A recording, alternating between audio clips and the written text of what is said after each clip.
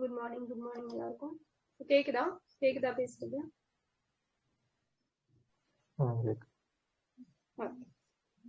High court எல்லாம் படிச்சாச்சா? தெளிவாக எல்லா கான்செப்டும்.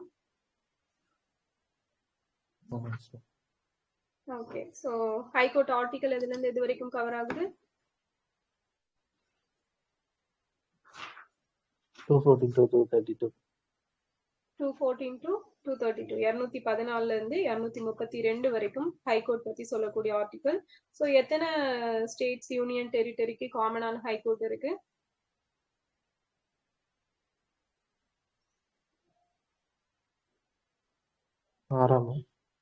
ஆறு. ஜம்மு காஷ்மீரோட சேர்த்து 7. ஓகேவா? ஜம்மு காஷ்மீருக்கும் இன்னும் எந்த பிளேஸுக்கும் சேர்த்து காமன் ஹைகோர்ட் இருக்கும்? Ladakh. Okay, so Guwahati high court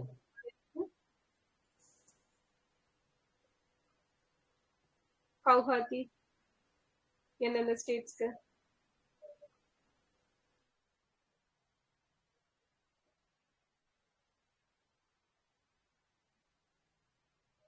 Nagaland, Mizoram, Arunachal Pradesh. Okay, Assam, Nagaland, Mizoram, Arunachal பிரதேஷ்க்கு வந்து காமனான ஹைகோர்ட் அப்படிங்கிறது இருக்கும் கவுஹாத்தில. ஓகே, சோ பாம்பே வந்து எங்க இருக்கு? பாம்பேக்கான ஹைகோர்ட் அப்படிங்கிறது எந்தெந்த இது கவர் ஆகும்? மகாராஷ்டிரா, கோவா. ஓகே, அப்புறம் Dadra Nagar Haveli. Yes, okay, Diu Daman, Dadra Nagar Haveli. Okay, so high court writs article என்ன? நீதி பேராணை 226. ஓகே, 2 to 6, 226 அப்படிங்கிறது. ஓகே, சோ எந்த 4 கோர்ட்டுக்கு மட்டும் நமக்கு ஒரிஜினல் ஜூரிஸ்டிக்ஷன் அப்படிங்கிறது இருக்கு? அசல் அதிகார வரம்பு அப்படிங்கிறது ஒரு 4 கோர்ட்டுக்கு மட்டும் இருக்கும் சிவில் ஜூரிஸ்டிக்ஷனை பொறுத்த வரைக்கும். எந்தெந்த கோர்ட்டு? சென்னை, கல்கத்தா, பாம்பே, டெல்லி. எஸ், மும்பை, சென்னை, கல்கத்தா, டெல்லி இல்லையா? சோ 4. இது வந்து ஆக்சுவலா எந்த இயர் வரைக்கும் இவங்களுக்கு கிரிமினல் ஜூரிஸ்டிக்ஷன் அப்படிங்கறதுலயும் இருந்திருக்கும்? அதை வந்து எந்த ஆக்ட் படி, எந்த இது படி கேன்சல் பண்ணிருப்பாங்க?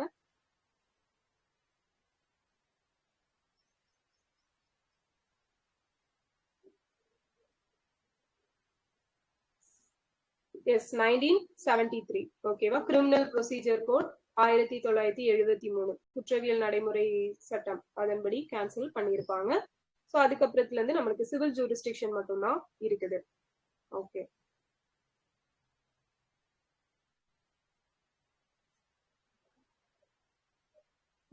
சோ நெக்ஸ்ட் பாத்தீங்க அப்படின்னா கண்டெம்ப்ட் ஆஃப் கோர்ட் அப்படிங்கிறது ஹைகோர்ட்டுக்கு என்ன ஆர்டிகல்? 215. ஓகே, சோ சுப்ரீம் கோர்ட்டுக்கு 129 அப்படிங்கிறது. சோ இந்த கண்டெம்ப்ட் ஆஃப் கோர்ட் அப்படிங்கிறது நம்ம பார்த்தோம்னா நம்ம இதுல பாத்துருப்போம். ஆக்சுவலா டைரக்டா மென்ஷன் பண்ணிருக்க மாட்டாங்க அப்படிங்கிறது இருக்கும். சோ ஆக்சுவலா அது என்ன அப்படின்னா அத வந்து எக்ஸ்பிளனேஷன் அப்படிங்கிறது, அதுக்கான டெபினிஷன் வந்து நமக்கு 129 ஆகட்டும், 129 ஆகட்டும், இல்லைன்னா ஆர்டிகல் 215 ஆகட்டும், நமக்கு அந்த கண்டெம்ப்ட் ஆஃப் கோர்ட் என்ன அப்படிங்க, அதோட மீனிங் என்ன அப்படிங்கறத பத்தி ஒரு தெளிவான டெபினிஷன் அப்படிங்கிறது கொடுத்திருக்க மாட்டாங்க. ஓகேவா? சோ அதே மாதிரி பார்த்தோம் அப்படின்னா கண்டெம்ப்ட் ஆஃப் கோர்ட் ஆக்ட் எப்ப கொண்டு வந்தாங்க?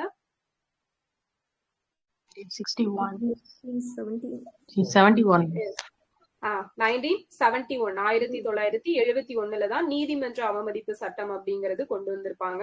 சோ அந்த சட்டத்திலயுமே நமக்கு ரொம்ப பெருசா எல்லாம் எக்ஸ்பிளனேஷன் அப்படிங்கிறது கொடுத்திருக்க மாட்டாங்க. பட் அதை மென்ஷன் பண்ணிருப்பாங்க. ஓகேவா? கண்டெம்ப்ட் ஆஃப் கோர்ட் ஆக்ட்னா இது. சோ இதுல வந்து இந்த விஷயங்கள் எல்லாம் பண்ணுனா சிவில், இதெல்லாம் பண்ணா கிரிமினல் அப்படிங்கிற மாதிரியான விஷயங்கள் எக்ஸ்பிளனேஷன் கொடுத்திருப்பாங்க. சோ இது டைரக்டா எதுலயாச்சும் கொஞ்சம் விரிவா எக்ஸ்பிளனேஷன் பண்ணிருக்காங்களா, டிஃபைன் பண்ணிருக்காங்களா அப்படின்னா ஆர்டிகல் 19 சப்கிளாஸ் 2. ஓகேவா? சோ இதை நோட் பண்ணிக்கோங்க. Article 19 subclass 2. சோ இதுல பாத்தீங்க அப்படின்னா நமக்கு இந்த கண்டெம்ப்ட் ஆஃப் கோர்ட் அப்படிங்கிற ஒரு விஷயத்த வந்து சொல்லியிருப்பாங்க. சோ இதுவுமே நமக்கு எமர்ஜென்சி பீரியட்ல வந்து சஸ்பெண்ட் ஆகும். ஓகேவா? சோ எமர்ஜென்சி பீரியட்ல எந்த ஆர்டிகல் சஸ்பெண்ட் ஆயிரும்? அதுவே தானாவே ஸ்டாப் ஆயிரும். எது? 19. சோ எந்த ஆர்டிகல் படி இது சஸ்பெண்ட் ஆகுது? 350. எஸ் 358 படி. சோ எந்த ஆர்டிகல் எல்லாம் சஸ்பெண்ட் ஆகாது? 2020. 20, 21. 20, 21. சோ எந்த ஆர்டிகல் பேஸ் பண்ணியது? 359. எஸ் 359 பேஸ் பண்ணி. ஓகேவா? சோ ஆர்டிகல் 19ல சப் கிளாஸ் 2ல தான் வந்து நமக்கு இந்த கண்டெம்ட் ஆஃப் கோர்ட் அப்படிங்கிற ஒரு விஷயத்த வந்து சொல்லியிருக்காங்க. ஓகேவா? அப்போ நமக்கு வந்து கொஸ்டின் கேட்டாங்க அப்படின்னா இந்த கண்டெம்ட் ஆஃப் கோர்ட் அப்படிங்கிற வேர்டு வந்து டைரக்டா நமக்கு கொடுத்திருக்காங்களா, டைரக்டா அதை எங்கேயாவது டினோட் பண்ணிருக்காங்களா அப்படின்னு கேட்டா எஸ். ஓகேவா? அந்த ஸ்டேட்மெண்ட் வந்து கரெக்ட். நம்ம அன்னைக்கு ஒரு கொஸ்டின் பார்த்திருப்போம் இல்லையா, நான் முதல்வன் இதுல இருந்த கொஸ்டின். சோ அது வந்து கரெக்ட். Okay fine. சோ இப்போ வந்து ஜட்ஜஸ்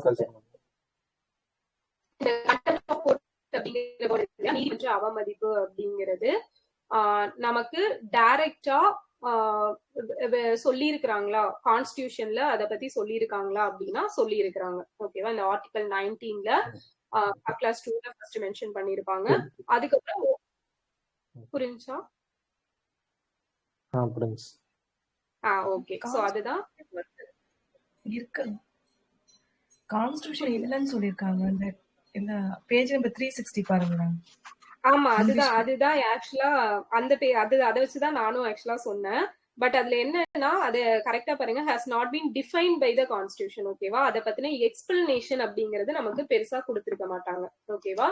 சோ அதை வந்து டிஃபைன் பண்ணி எஸ் சொல்லி இருக்கிறாங்க. கண்டெம்ட் ஆஃப் கோர்ட் அப்படிங்கிறது அந்த ஆர்டிகல் 19 சப் கிளாஸ் 2ல வந்து தெளிவாவே நமக்கு சொல்லியிருக்காங்க. பட் அது என்ன அப்படிங்கறத பத்தி தெளிவா எந்த இடத்துலயும் மென்ஷன் பண்ணிருக்க மாட்டாங்க.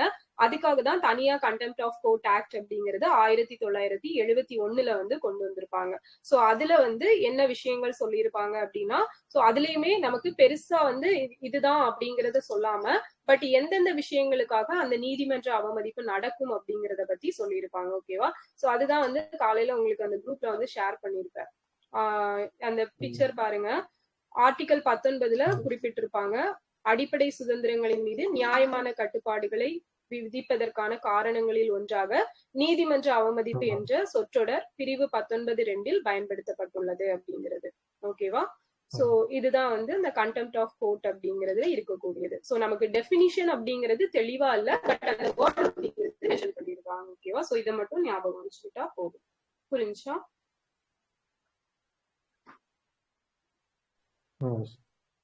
Okay. So judges enquiry act எப்ப கொண்டு வந்தாங்க? 1968. 1968ல வந்து கொண்டு வந்திருப்பாங்க. சோ ஜட்ஜஸ் வந்து இம்பீச்மெண்ட் பண்றதுக்கு லோக்சபால எத்தனை பேர் முன்மொழி அந்த ஆதரவு தெரிவிக்கணும், ராஜ்யசபால எத்தனை பேர் ஆதரவு தெரிவிக்கணும்? 150. எஸ் 150. ஓகே. சோ அதே போல அன்னைக்கு கேட்டீங்க இல்லையா, அந்த இவரை நம்ம பிஆர் கவாய் இருந்தப்ப அவர் ஒருத்தர் வந்து அந்த செப்பல் தூக்கி வீசுவார்ல அவருக்கு மேல. சோ அது ஏன் கண்டெம்ட் ஆஃப் கோர்ட்டுக்குள்ள வரல அப்படிங்கிற மாதிரி டவுட் கேட்டிருந்தீங்க அன்னைக்கு.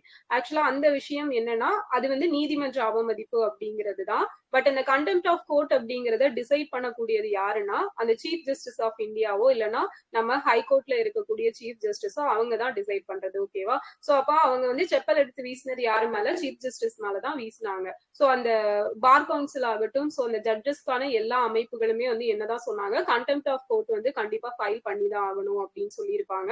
பட் அவர் என்ன சொல்லியிருப்பாருன்னா பிஆர் கவாய் வந்து பெருந்தன்மையா இல்ல இருக்கட்டும் பரவாயில்ல, அந்த மாதிரி எதுவும் பண்ண வேண்டாம், அவர் ஏதோ தெரியாம பண்ணிட்டாரு அப்படிங்கிற மாதிரி அவர் வந்து சொல்லியிருப்பாரு. ஓகேவா?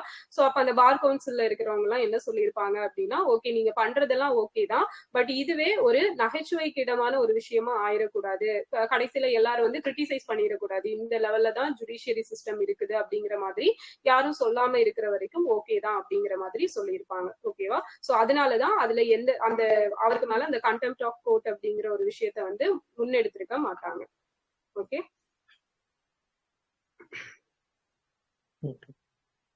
ஃபைன். சோ இப்ப வந்து இந்த இம்பீச்மெண்ட் பண்றது, ஜட்ஜஸ் இம்பீச்மெண்ட் பண்றதுல 3 மெம்பர் கமிட்டி அப்படிங்கிறவங்க இருப்பாங்க இல்லையா? சோ யாரெல்லாம் இருப்பாங்க இந்த 3 மெம்பர் கமிட்டில? அத பத்தி இன்வெஸ்டிகேட் பண்றது. Yes chief justice of India. அடுத்தது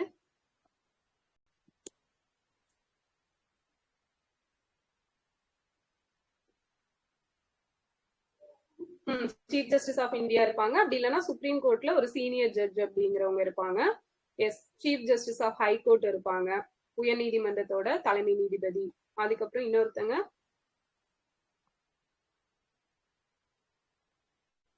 எஸ் ஜூரிஸ்ட் இல்லையா, சட்ட நிபுணர் ஒருத்தங்க இருப்பாங்க. ஸோ இவங்க 3 பேரும் சேர்ந்துதான் இன்வெஸ்டிகேட் பண்ணி அந்த எல்லாம் கரெக்டா இருக்கா, அது உண்மைதானா அப்படிங்கிறத சொல்லுவாங்க.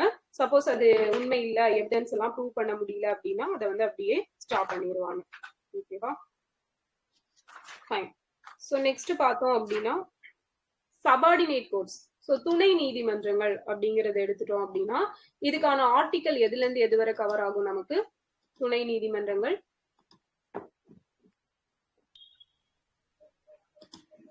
233 Yes. to 237.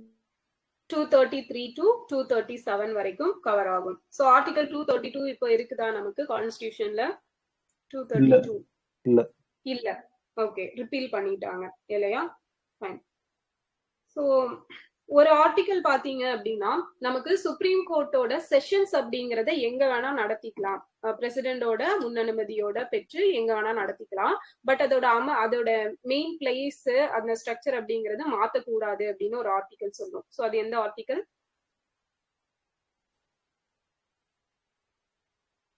S, article 130. ஓகேவா, ஆர்டிகல் 130. ஸோ அதே போல பாத்தீங்க அப்படின்னா குடியரசுத் தலைவர் வந்து இப்போ ஒரு ஜட்ஜ ஒரு கோர்ட்ல இருந்து இன்னொரு கோர்ட்டுக்கு டிரான்ஸ்பர் பண்றாங்க அப்படின்னா அதுக்கு வந்து சீஃப் ஜஸ்டிஸோட ஒப்புதல், அவங்களோட கலந்து ஆலோசிக்கிறது ரொம்ப இம்பார்ட்டன்ட் அப்படிங்கிறது இருக்கும். ஓகேவா, சோ அத சொல்ற ஆர்டிகல் இது.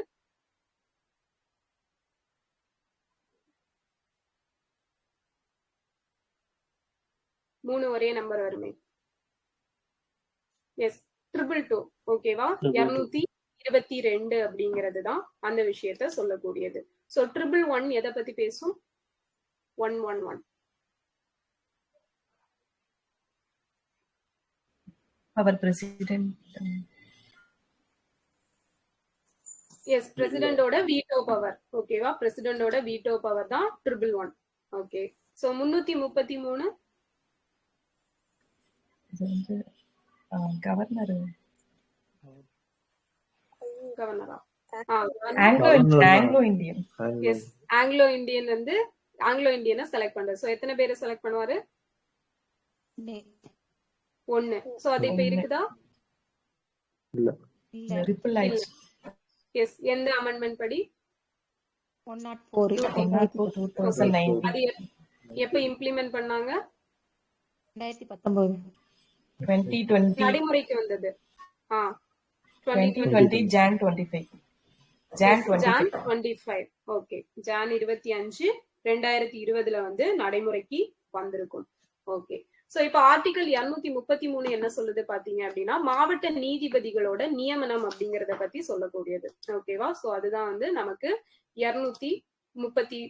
233 வந்து மாவட்ட நீதிபதிகள் மூலம் நியமிக்கப்பட்ட பணி நியமனம் மற்றும் தீர்ப்புகளோட செல்லும் தன்மை அப்படிங்கறத பத்தி சொல்லுது. 234 எடுத்துட்டீங்கன்னா மாவட்ட நீதிபதிகள் தவிர நீதி பணிக்கான மற்ற அதிகாரிகள் நியமனம். ஓகேவா, சோ டிஸ்ட்ரிக்ட்டுக்குன்னு ஒரு ஜட்ஜ் இருப்பாங்க. சோ அவங்கள தவிர மீதி ஜட்ஜஸ் எல்லாம் இருப்பாங்க இல்லையா, அவங்க அங்க ஒர்க் பண்றவங்க. சோ இவங்களை பத்தி எல்லாம் சொல்றதுதான் அந்த ஆர்டிகல் 234 அப்படிங்கிறது. 235 எடுத்துட்டீங்கன்னா துணை நீதிமன்றங்கள் மீதான கட்டுப்பாடு. 236 அப்படிங்கிறது சும்மா எல்லாத்துக்குமான டெபினிஷன்ஸ் மாதிரி, எக்ஸ்பிளனேஷன் மாதிரி கொடுத்திருப்பாங்க. 237 பாத்தீங்க அப்படின்னா குறிப்பிட்ட மேஜிஸ்ட்ரேட்டுக்கு வழங்கப்படும் சலுகைக்கான விண்ணப்பம். ஓகேவா, ஃபைன்.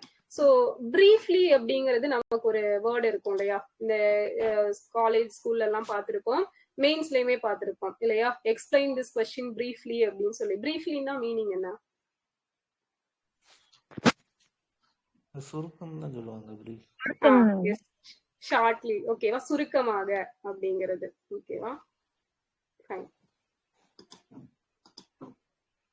ஓகே, சோ அப்போ பார்ட் 6ல ஆர்டிகல் 233 இருந்து 237 வரைக்கும் துணை நீதிமன்றங்களை பத்தி நமக்கு சொல்லுது. அப்ப மாநில நீதித்துறை எப்படி இருக்கும்? ஒரு ஹைரார்கியல் ஸ்ட்ரக்சர் அதுக்கு இருக்குது. என்னன்னா உயர் நீதிமன்றம், மாவட்ட நீதிமன்றம், அப்படி இல்லைன்னா செஷன்ஸ் அப்படிங்கிறது நடக்கும், அமர்வு நீதிமன்றங்கள் நடக்கும். சோ இத வந்து ரெண்டா கேட்டகரைஸ் பண்ணியிருப்பாங்க. ஒண்ணு வந்து உரிமையியல், அதாவது சிவில், இன்னொன்னு வந்து கிரிமினல் அப்படிங்கிறது. சோ இந்த சிவில்ல பாத்தீங்க அப்படின்னா டிஸ்ட்ரிக்ட் கோர்ட் இருக்கும். சோ அதுக்கு கீழே பாத்தீங்கன்னா டிஸ்ட்ரிக்ட்ல இருக்கக்கூடிய சபார்டினேட் கோர்ட்ஸ் அப்படிங்கிறது இருக்கும். அடுத்தது முதன்மை உரிமையியல் நீதிமன்றங்கள். ஓகேவா? சோ அதுக்கு வந்து இருக்கக்கூடிய அந்த செஷன்ஸ் கோர்ட் அப்படிங்கிறது அதுக்கு இன்னும் ஒரு கேட்டகரியா இருக்கக்கூடியது. ஃபைனலா முன்ஷிப் கோர்ட் அப்படிங்கிறது இருக்கும். ஓகேவா? சோ இதுவே கிரிமினல் அப்படின்னு எடுத்துட்டோம்னா அதுக்கு வந்து செஷன்ஸ் கோர்ட் அப்படிங்கிறது இருக்கும். அதுக்கு கீழே நீதித்துறை நடுவர் நீதிமன்றம். ஓகேவா? So chief judicial magistrate court. ஓகேவா? அவங்க முன்னாடிதான் எல்லாத்தையும் ப்ரொடியூஸ் பண்ணுவாங்க. அதுதான் ஃபர்ஸ்ட் ஸ்டேஜ். அதுக்கப்புறம் நீதித்துறை நடுவர் நீதிமன்றம் 2ஆம் நிலை. சோ அதுலயே வந்து செகண்ட் ஸ்டேஜ் அப்படிங்கிறதும் இருக்கும். ஓகேவா? சோ இங்க வந்து இது கொடுத்திருப்பாங்க பாருங்க, high court, district and sessions judges court, அதுக்கப்புறம் civil side, criminal side. So சிவில்ல வந்து சபார்டினேட் ஜட்ஜஸ் கோர்ட்டும் முன்சிப் கோர்ட்டும் இருக்கும்.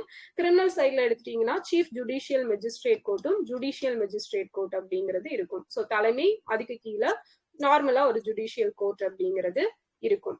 சோ இப்ப அப்பாயின்மெண்ட் ஆஃப் டிஸ்ட்ரிக்ட் ஜட்ஜஸ் அப்படின்னு எடுத்துட்டோம்னா மாவட்ட நீதிபதிகள் நியமனம். சோ இவங்க பார்த்தோம் அப்படின்னா நமக்கு கவர்னர் தான் இவங்களை நியமனம் பண்ணுவாங்க, கன்சல்டேஷன் வித் ஹை கோர்ட். ஓகேவா? உயர் நீதிமன்றத்திட்ட கன்சல்ட் பண்ணிட்டு இவங்களை நியமனம் பண்றது யாரு அப்படின்னா கவர்னர் வந்து நியமனம் பண்ணுவாங்க. ஓகேவா? த அப்பாயின்மெண்ட், போஸ்டிங் ஆகட்டும், ப்ரொமோஷன் ஆகட்டும், சோ எதுவா இருந்தாலுமே made by governor of the state in consultation with high court. ஓகேவா? சோ நெக்ஸ்ட் பார்த்தோம் அப்படின்னா இவங்களுக்கான குவாலிஃபிகேஷன் என்னவா இருக்கணும் அப்படின்னா he or she should not already be in the service of the central or state government. மாநிலத்திலேயோ மாவட்டத்திலேயோ ஆல்ரெடி வந்து ஏதாவது ஒரு ஒர்க் பண்ணிட்டு அவங்க இருக்கக்கூடாது. செகண்ட் வந்து என்ன அப்படின்னா he should have been an advocate, a pleader for 7 years. ஓகேவா? ஒரு அட்வொகேட்டாவோ அப்படி இல்லை அப்படின்னா ஒரு அந்த வாதாடுறவங்களாவோ, ஓகேவா? சோ ஏதோ ஒரு ஜுடிஷியல் இதுல வந்து ஒரு 7 ஆண்டுகள் அப்படிங்கிறது இவங்க பணியாற்றி இருக்கணும். சோ எத்தனை வருஷம்னா 7 வருஷம். சோ சுப்ரீம் கோர்ட் ஜட்ஜ் ஆகுறதுக்கான கண்டிஷன் குவாலிஃபிகேஷன்ல அவங்க எத்தனை இயர்ஸ் இருக்கணும்? என்னென்ன குவாலிஃபிகேஷன்?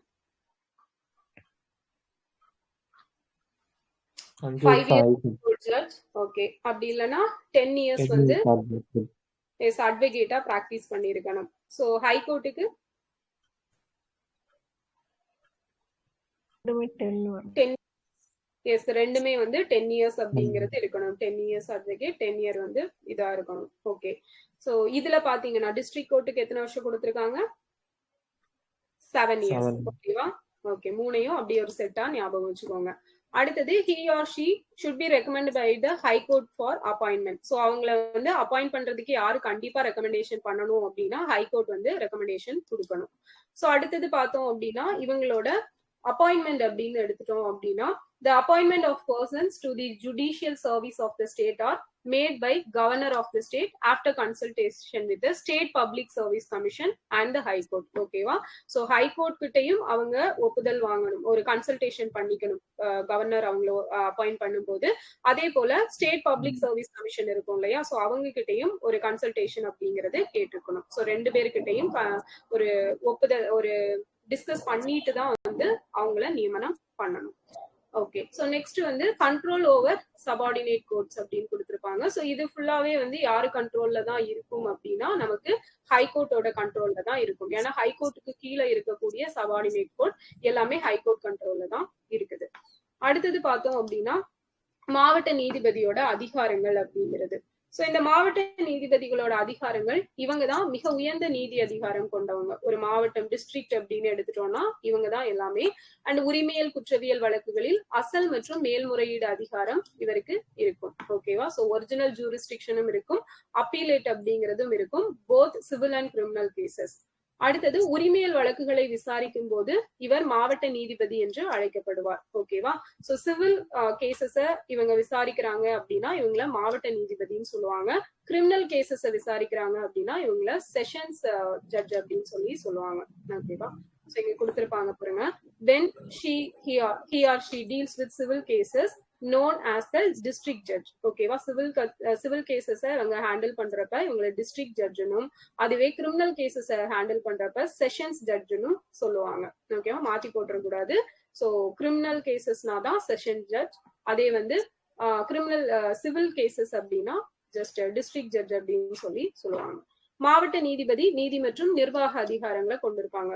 ஜுடிஷியல் பவரும் இருக்கும், அட்மினிஸ்ட்ரேஷன் பவரும் இவங்களுக்கு இருக்கும்.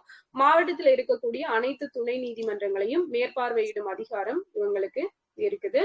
அண்ட் அமர்வு நீதிபதிக்கு குற்றவியல் வழக்குகளில் ஆயுள் தண்டனை, மரண தண்டனை உட்பட அனைத்து தண்டனைகளையும் வழங்கும் அதிகாரம் இருக்கு. இப்ப வந்து ஒரு கிரிமினல் கேசஸ்ல ஒரு செஷன் ஜட்ஜ் வந்து இருக்காரு அப்படின்னா அவருக்கு வந்து எல்லா விதமான தண்டனைகளையும் கொடுக்கறதுக்கு உரிமை இருக்கு. ஆயுள் தண்டனை ஆகட்டும், மரண தண்டனை ஆகட்டும், எல்லாத்தையுமே கொடுக்கறதுக்கான அதிகாரம் அப்படிங்கிறது இருக்கு. எனினும் உயர் நீதிமன்றத்தின் ஒப்புதல் பெற்ற பின்னரே இவரால் மரண தண்டனையை வழங்க முடியும். ஓகேவா? சோ அதுக்கான கண்டிஷன் மட்டும் இந்த உயர் நீதிமன்றத்திட்ட கொஞ்சம் ஒப்புதல் வாங்கிட்டு அதுக்கப்புறம் மரண தண்டனை அப்படிங்கிறத கொடுத்துக்கலாம். ஓகே. சோ நெக்ஸ்ட் பார்த்தோம் அப்படின்னா மாவட்ட நீதிபதி தலைமையேற்கும் நீதிமன்றத்தினை பொறுத்து பின்வருமாறு அழைக்கப்படுகின்றனர். சோ அவங்க வந்து ஒவ்வொரு இடத்துலயும் என்னென்ன பொசிஷன்ல இருக்கிறாங்க அப்படிங்கறத பொறுத்து அவங்களுக்கான நேம் அப்படிங்கிறது வேரி ஆகுதுன்னு சொல்லியிருக்காங்க. சோ நகர சிவில் நீதிமன்ற நீதிபதி. ஓகேவா? சோ அடுத்தது பாத்தீங்கன்னா துணை மாவட்ட நீதிபதி, கூடுதல் மாவட்ட நீதிபதி, இணை மாவட்ட நீதிபதி, தலைமை மாகாண மேஜிஸ்ட்ரேட், சிறு நீதிமன்ற தலைமை நீதிபதி, அமர்வு நீதிபதி, கூடுதல் அமர்வு நீதிபதி. சோ இதுதான் வந்து இங்க இதுல வந்து கொடுத்திருப்பாங்க. ஓகேவா? இங்க அவங்க அப்படியே பாக்ஸ் போட்டு கொடுத்திருக்கிறத இவங்க வந்து ஒவ்வொரு எக்ஸ்பிளைன் பண்ணி கொடுத்திருப்பாங்க.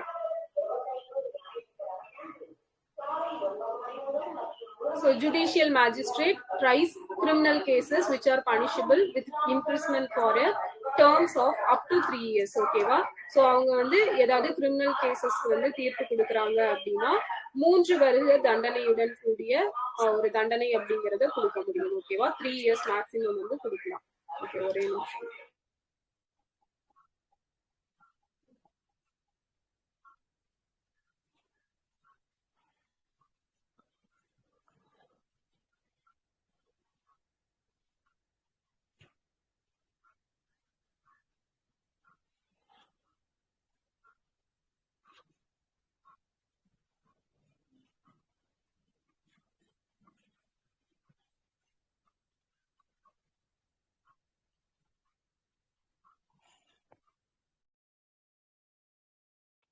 Okay. So in some metropolitan cities, there are city civil courts. Okay, on the civil side, and the courts of metropolitan magistrate on the criminal side. Okay, so civil side யார் இருப்பாங்க, criminal side யார் இருப்பாங்க அப்படிங்கறத கொடுத்திருக்காங்க. And இதுல பார்த்தோம் அப்படின்னா நமக்கு இதுக்கு கீழையும் நியாய பஞ்சாயத், கிராம் கச்சேரி, அதாலத் பஞ்சாயத், பஞ்சாயத்து அதாலத், சோ இந்த மாதிரி ஒவ்வொரு பெயர்ல அழைக்கப்படுது. ஓகேவா? இந்த சபார்டினேட் கோர்ட்டே கீழே ஒரு கிராம லெவல்ல இருக்கிறது, அந்த மாதிரி செஷன்ஸ் எல்லாம் வச்சாங்கன்னா அதுக்கான நேம் வந்து வேரி ஆகும் அப்படிங்கறத சொல்லியிருப்பாங்க. பிற நாடுகளில் நீதிமன்ற நீதிபதிகள் நியமன முறை. சோ மக்களால் தேர்ந்தெடுக்கப்பட்டவங்க வந்து நீதிபதிகளையே மக்கள் தேர்ந்தெடுக்கிறாங்க. எங்கன்னா பிரான்ஸ், அமெரிக்கா, சுவிட்சர்லாந்துல சில ப்ராவின்ஸ்ல மட்டும். அதே போல நிர்வாகத்தால் நியமிக்கப்படுறது வந்து England, America, Canada, Australia, Japan, தென்னாப்பிரிக்கா, இந்தியா. சோ நம்ம எல்லாருமே வந்து இதுக்குன்னு சொல்லி இவங்களை செலக்ட் பண்றதுக்குன்னு ஒரு ஆளை வந்து வச்சிருப்போம். ஒரு அமைப்பு வந்து இருக்கும் இல்லையா? சோ எந்த அமைப்பின் மூலமா நமக்கு நீதிபதிகள் எல்லாம் தேர்ந்தெடுக்கப்படுறாங்க?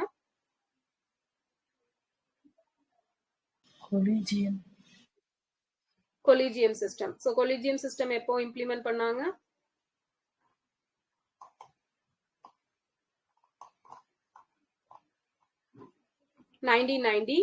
ல. சோ எத்தனை பேர் இருப்பாங்க கொலிஜியம் சிஸ்டம்ல?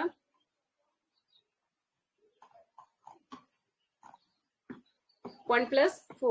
ஓகேவா? 5 பேர் இருப்பாங்க. அந்த ஒருத்தர் வந்து தலைமை நீதிபதி, அவருக்கு கீழே 4 மூத்த நீதிபதிகள் அப்படிங்கிறவங்க இருப்பாங்க. ஓகே. சோ சட்டமன்றத்தால் தேர்ந்தெடுக்கப்படுறவங்க எங்க அப்படின்னா காண்டன் மாகாணம், சுவிட்சர்லாந்துல இருக்கக்கூடிய ஒரு ப்ராவின்ஸ். சோ பிற நீதிபதிகள் நியமனம் அப்படின்னு எடுத்துட்டோம் அப்படின்னா இதுதான் நம்ம அப்பவே பார்த்தோம் இல்லையா, அந்த பப்ளிக் சர்வீஸ் கமிஷன். சோ அவங்க கூட டிஸ்கஸ் பண்ணி பிளஸ் அந்த உயர் நீதிமன்றத்தையும் கலந்து ஆலோசிச்சு கவர்னர் வந்து அப்பாயிண்ட் பண்ணுவாங்க. துணை நீதிமன்றத்தின் மீதான கட்டுப்பாடு அப்படின்னு எடுத்துட்டோம்னா மாவட்ட நீதிமன்றம், மாவட்ட சார்பு நீதிமன்றங்களில் மாவட்ட நீதிபதிக்கு கீழுள்ள எந்த நபரையும் நியமனம் செய்வது, பதவி உயர்வு செய்வது, பணியாற்றும் நபருக்கு விடுப்பு கொடுப்பது போன்ற அதிகாரங்களை உயர் நீதிமன்றம் கொண்டுள்ளது அப்படிங்கிறது சொல்லியிருக்காங்க.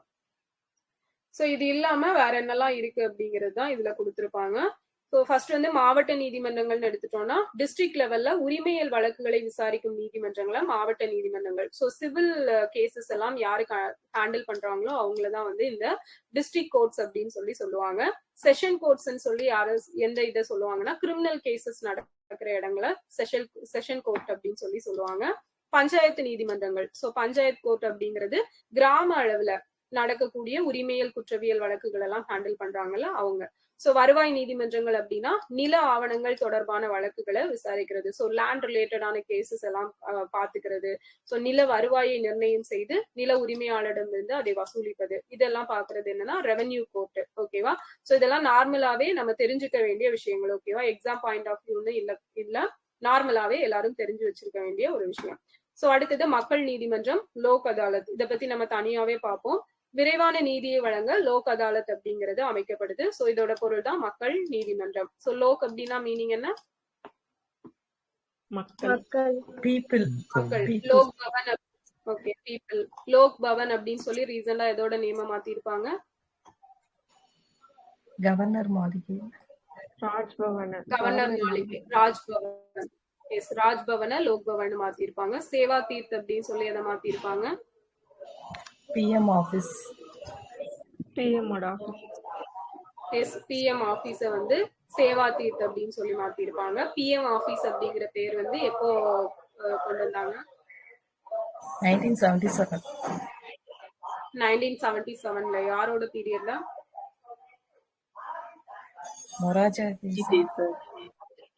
மொரார்ஜி தேசாய் பீரியட்ல கொண்டு வந்திருப்பாங்க. ஓகே. சோ அடுத்தது விரைவு நீதிமன்றங்கள். சோ இந்த ஸ்பீடி கோர்ட்ஸ் அப்படிங்கிறது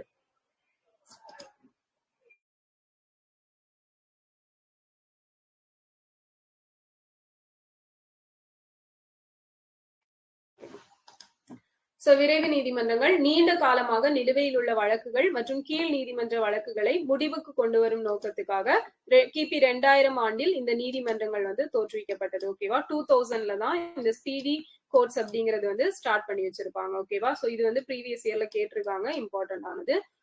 அதே மாதிரி இ கோர்ட்ஸும் கேட்டிருக்காங்க. குடும்ப நீதிமன்றங்கள் பார்த்தோம் அப்படின்னா குடும்பம் தொடர்பான சட்ட விவகாரங்களை இது வந்து கையாளும். சோ இந்த நமக்கு டிவோர்ஸ் கொடுக்கிறது இந்த மாதிரியான விஷயங்கள் எல்லாம் இங்கதான் பண்ணுவாங்க குடும்ப நீதிமன்றங்கள். ஓகேவா? சோ இதுவுமே வந்து செஷன் கோர்ட் அப்படின்னு சொல்லிதான் சொல்லுவாங்க. அடுத்தது மொபைல் கோர்ட் அப்படின்னு எடுத்துட்டீங்க அப்படின்னா நடமாடும் நீதிமன்றங்கள். கிராமப்புற மக்களுக்கு ஏதாவது ப்ராப்ளம்ஸ் இருக்கு அப்படின்னா அதை தீர்த்து வைக்கிறது இந்த மொபைல் கோர்ட் அப்படின்னு சொல்லி சொல்லுவாங்க. அண்ட் இ கோர்ட்ஸ் எடுத்துட்டோம் அப்படின்னா 2005ல. ஓகேவா? சோ இது ரெண்டும் குழப்பிக்க கூடாது. விரைவு நீதிமன்றங்கள் 2000, அதுவே இ நீதிமன்றங்கள் அப்படின்னா 2005. சோ இதுல வந்து எல்லா நீதிமன்றங்களும் கணினி மயமாக மாற்றப்பட்டிருக்கு. சோ நீதித்துறை சேவை மையம் இ நீதிமன்றத்தோட ஒரு பகுதியா மாற்றப்பட்டிருக்கு. அண்ட் பொதுமக்கள் வழக்கறிஞர் நேரடியாக வழக்கின் நிலை மற்றும் அடுத்த விசாரணை தேதிகளை இதில் கட்டணமின்றி கேட்டறியலாம்.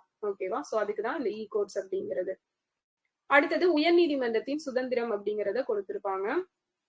சோ இது ஆல்ரெடி நம்ம பார்த்த அதே பாயிண்ட்ஸ் தான் இருக்கும். ஓகேவா? ஓகே. டெலிலா இனிஷியேட்டிவ், தொலைதூர சட்ட முன்னெடுப்பு அப்படின்னு எடுத்துட்டோம்னா கிராமப்புற மக்களுக்காக சட்ட உதவி சேவைகளை வழங்குவதற்காக சட்ட மற்றும் நிதி அமைச்சகம், மின்னணு மற்றும் தகவல் தொழில்நுட்ப அமைச்சகத்தின் கூட்டு முயற்சியோட தொடங்கப்பட்டது. ஓகேவா? நமக்கு இந்த மெய்டி மினிஸ்ட்ரி எல்லாம் இருக்கு இல்லையா, ministry of information technology. So இவங்க எல்லாம் சேர்ந்து தொடங்கினதுதான் இந்த டெலிலா இனிஷியேட்டிவ் அப்படிங்கிறது. யாருக்காக அப்படின்னு பார்த்தா கிராமப்புற மக்களுக்காக. இதுதான் ரொம்ப முக்கியம். சோ தொலைதூர சட்ட முன்னெடுப்பு யாருக்காக மெயினா தொடங்கினாங்கன்னா கிராமப்புற மக்களுக்கு. சோ இதுல தொழில்நுட்ப இயங்குதளமான தொலைதூர சட்ட இணையவழியின் பொதுவான சேவை மையத்தில் காணொலி கலந்துரையாடல், சோ வீடியோ கான்பரன்ஸ் மூலமா இந்த அட்வொகேட்ஸ் எல்லாம் இருப்பாங்க இல்லையா, அவங்க கிட்ட இருந்து மக்கள் என்ன பண்ணிக்கலாம் அப்படின்னா சட்ட ஆலோசனை அப்படிங்கிறத பெற்றுக்கொள்ளலாம். ஓகேவா? சோ நம்ம எப்படி இந்த மெடிக்கல் ஃபீல்டு இதே மாதிரி ஒண்ணு இருக்கும்ல, கோவிட் டைம்ல ஒண்ணு ஸ்டார்ட் பண்ணிருப்பாங்க, அதோட பேர் என்ன, வீடியோ இதுல மூலமா நம்ம மெடிக்கல் எய்ட் எல்லாம் வாங்கிக்கலாம். எஸ், இ சஞ்சீவினி. ஓகேவா? சோ அங்க வந்து இ சஞ்சீவினி, இங்க வந்து இந்த டெலிலா இனிஷியேட்டிவ் அப்படிங்கிறது ஞாபகம் வச்சுக்கோங்க. சோ அடுத்தது நால்சா. சோ நால்சா அப்படின்னா national law service legal service authority. ஓகேவா? Yes, legal service authority. So இது ரிலேட்டடான ஆர்டிகல் என்ன வரும் நமக்கு? Free legal aid 39A. Okay. நமக்கு வெறுமையா அந்த லீகல் எய்டு வந்து எல்லாருக்கும் கிடைக்கணும், ஃப்ரீயா கிடைக்கணும் அப்படிங்கிறது இன்னொரு ஆர்டிக்கல்ல சொல்லுவாங்கல்ல, அது எதுல?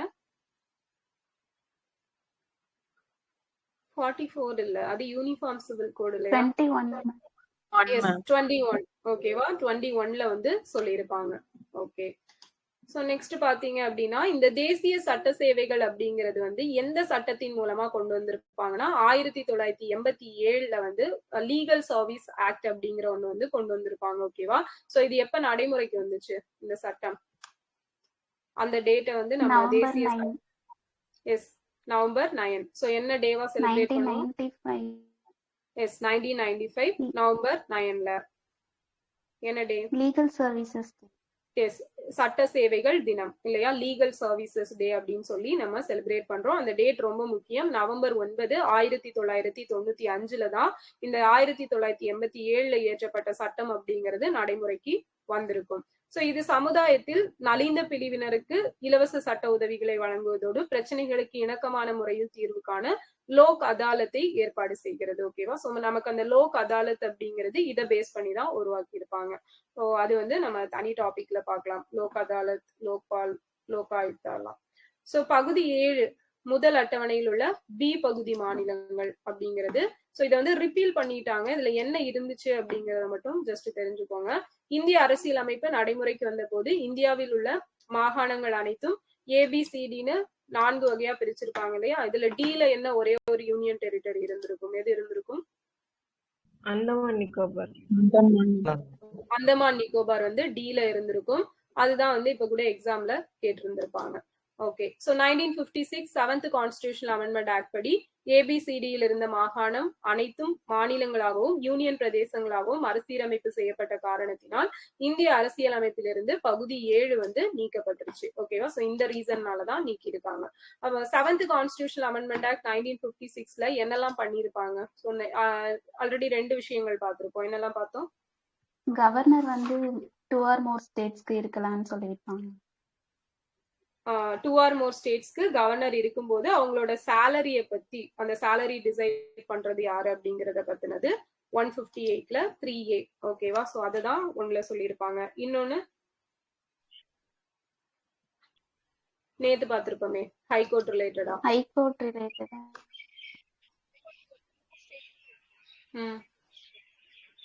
S common high court. High court. Yes அதேதான். 2 அல்லது அதற்கு மேற்பட்ட மாநிலங்களுக்கு காமனா ஒரு மாநிலங்களோ அல்லது யூனியன் டெரிட்டரிஸோ எது வேணா எடுத்துக்கலாம். அதுக்கு காமனான ஹைகோர்ட் வந்து நிறுவப்படும் அப்படிங்கிறது 7th கான்ஸ்டிடியூஷன் அமெண்ட்மெண்ட் ஆக்ட் 1956ல வந்து கொண்டு வந்திருப்பாங்க. சோ அது 2 பிளஸ் இதையும் ஞாபகம் வச்சுக்கோங்க. ஓகேவா? ஃபைன்.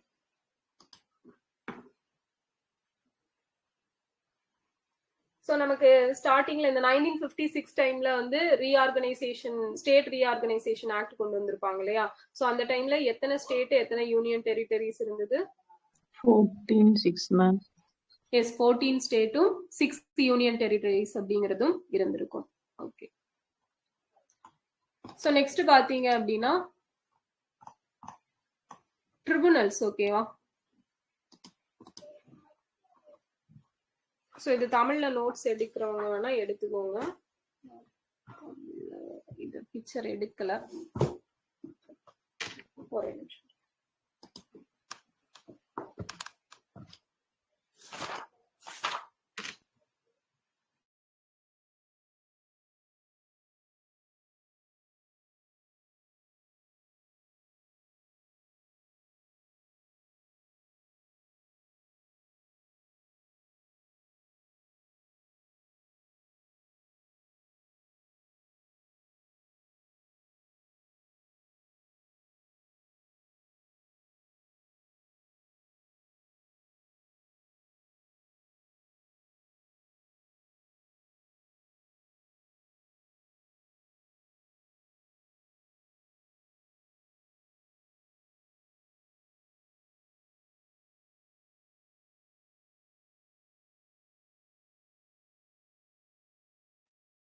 ஓகே. ஸோ இது வந்து பிரகதீஷ்ல இருக்கிறது. நான் அப்புறமே பிக்சர் எடுத்து போடுறேன். ஓகேவா?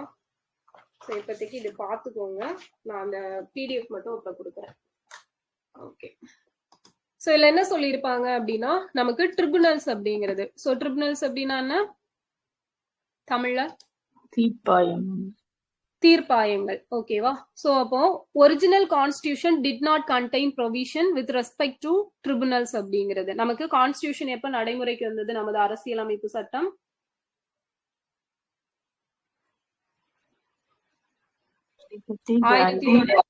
1950 ஜனவரி 26ல வந்து நடைமுறைக்கு வந்திருக்கும். சோ அந்த டைம்ல வந்து நமக்கு இந்த ட்ரிபுனல்ஸ் தீர்ப்பாயங்கள் அப்படிங்கிற ஒரு விஷயம் கான்ஸ்டிடியூஷன்ல இருந்துச்சா அப்படின்னு கேட்டா கிடையாது. ஓகேவா? சோ அப்ப எப்பதான் இதை ஆட் பண்ணாங்க அப்படின்னா 42வது சட்ட திருத்தம் 1976ல வந்து ஆட் பண்ணியிருப்பாங்க. சோ அந்த டைம்ல புதுசா ஒரு பார்ட் வந்து இதுல இன்க்ளூட் பண்ணாங்க. என்னன்னா 14A. ஓகேவா? சோ 14A அப்படிங்கிற ஒரு பார்ட் வந்து இன்க்ளூட் பண்ணியிருப்பாங்க.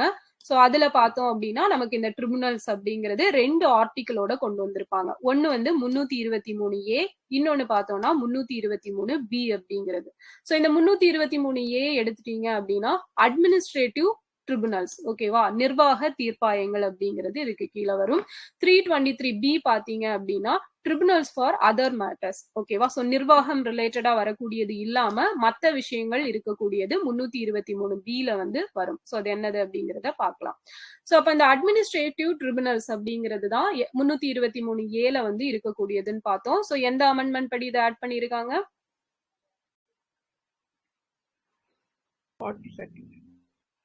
42வது சட்ட திருத்தம் எந்த வருஷம்?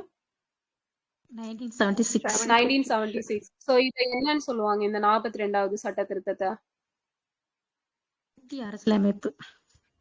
எஸ், மினி கான்ஸ்டிடியூஷன் இல்லையா? குறுகிய அரசியல் அமைப்பு அப்படின்னு சொல்லுவாங்க. எதனால இதை மினி கான்ஸ்டிடியூஷன் சொல்றாங்க?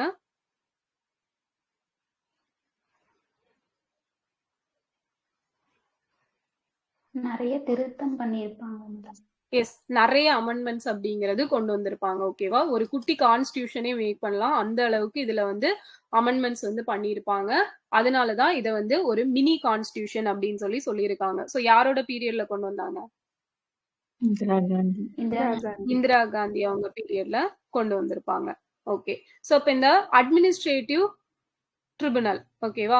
சோ இதை எடுத்துட்டீங்கன்னா article 323A empowers the parliament to provide the establishment of administrative tribunal. So 323Aல தான் நிர்வாக தீர்ப்பாயங்கள் பத்தி பேசுது. அண்ட் இதுல பார்த்தோம் அப்படின்னா நமக்கு எது ரிலேட்டடா இருக்கும் அப்படின்னா ஒரு எல்லாமே நீதித்துறை சார்ந்து ஏதாவது பிரச்சனை வருது, இல்லைன்னா recruitment, conditions of service of person appointed to the public service centre. ஓகேவா? ஒரு பொது சேவை நிறுவனங்கள்ல யாரையாச்சும் அப்பாயிண்ட் பண்றதுல ப்ராப்ளம் வருது, இல்லைன்னா லோக்கல் பாடிஸ் நம்ம உள்ளாட்சி அமைப்புகள் இருக்கு இல்லையா, அங்க வரக்கூடிய ப்ராப்ளம், இல்லது பொது நிறுவனங்கள் பப்ளிக் கார்பரேஷன், ஸோ அங்க வரக்கூடிய ப்ராப்ளம்ஸ், இந்த மாதிரி எல்லாமே இப்படி மக்கள் சார்ந்த ஒரு சேவை சார்ந்த விஷயங்கள்ல வரக்கூடிய எல்லா ப்ராப்ளமுமே எதுல வரும் அப்படின்னா இந்த 323A ஆன அட்மினிஸ்ட்ரேட்டிவ் ட்ரிபுனல்ல வரக்கூடியது. ஓகேவா? சோ நெக்ஸ்ட் பார்த்தோம் அப்படின்னா இந்த 323A enables the parliament to take out the adjudication of disputes relating to service matters from the civil courts and the high courts and place it before the administrative tribunals. ஓகேவா? So இவங்க என்ன பண்றாங்க அப்படின்னா இத வந்து எடுத்துட்டு இந்த 323Aல வந்து பார்லிமெண்ட் வந்து ஒரு சில விஷயங்களை வந்து டீல் பண்ணுவாங்க. ஓகேவா? அது எல்லாத்தையுமே வந்து அட்மினிஸ்ட்ரேட்டிவ் ட்ரிபுனல் கிட்ட கொண்டு போய் வைப்பாங்க. சோ இந்த ரிலேட்டடா பொதுத்துறை சார்ந்து பொது சேவை சார்ந்து வரக்கூடிய பிரச்சனைகள் எல்லாமே நமக்கு எப்பவுமே பார்லிமெண்ட்ல இருக்கக்கூடிய விஷயங்கள் தான். சோ அவங்க வந்து அங்க டிஸ்கஸ் பண்ணுவாங்க, அதுக்கு என்ன சொல்யூஷன் கொடுக்கலாம் அப்படிங்கறத பத்தி பேசுவாங்க. சோ அது எல்லாம் இவங்க வந்து இந்த civil courts and high courts and place it before the administrative tribunal. ஓகேவா? இந்த கேசஸ் ஏதாச்சும் இந்த ஹை கோர்ட் கிட்டயோ உயர் நீதிமன்றங்கள்ட்டயோ இல்லைன்னா செஷன் கோர்ட்லயோ போச்சு அப்படின்னா அவங்க அதை வந்து அட்மினிஸ்ட்ரேட்டிவ் ட்ரிபுனல் கிட்ட நீங்க பாத்துக்கோங்க, இந்த தீர்ப்பாயங்கள் தான் இதை கவனிச்சுக்கணும் அப்படின்னு சொல்லி அவங்க கிட்ட கொடுப்பாங்க. அவங்க அதை ஹேண்டில் பண்ணிப்பாங்க.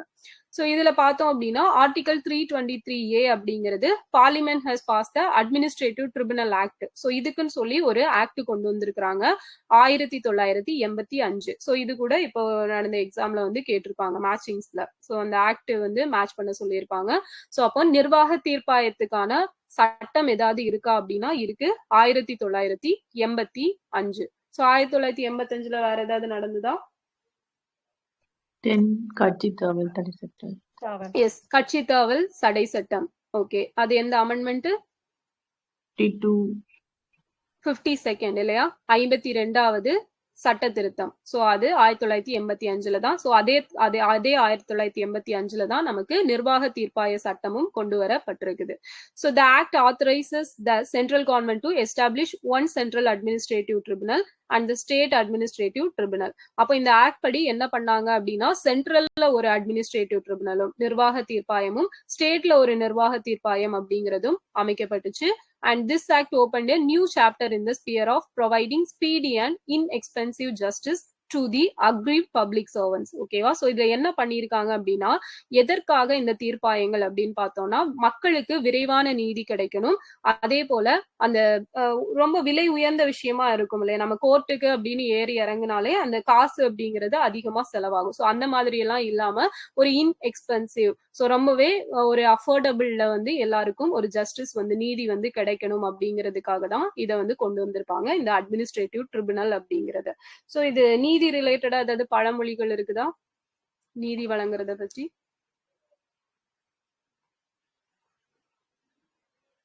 ரொம்ப ஒரு ஃபேமஸ் பழமொழி உண்டே, நிறைய படத்துல கூட வருமே, டிலேட் ஜஸ்டிஸ். அப்படியாவா? அப்படிதான். யாருக்குமே தெரியல. Delayed justice is as denied justice. Okay, தாமதிக்கப்பட்ட நீதி அப்படிங்கிறது மறுக்கப்பட்ட நீதிக்கு சமமானது அப்படிங்கிறது தான் இதோடது. ஓகே, நமக்கு ஏன் நம்மளோட சிஸ்டம், நம்மளோட இந்த ஜுடிஷியரி சிஸ்டம் அப்படிங்கிறது வாய்தா மேல வாய்தா மேல வாய்தா மேல போட்டுட்டு இருக்கிறாங்க? எதனால அந்த மாதிரி இழுக்கிறாங்க?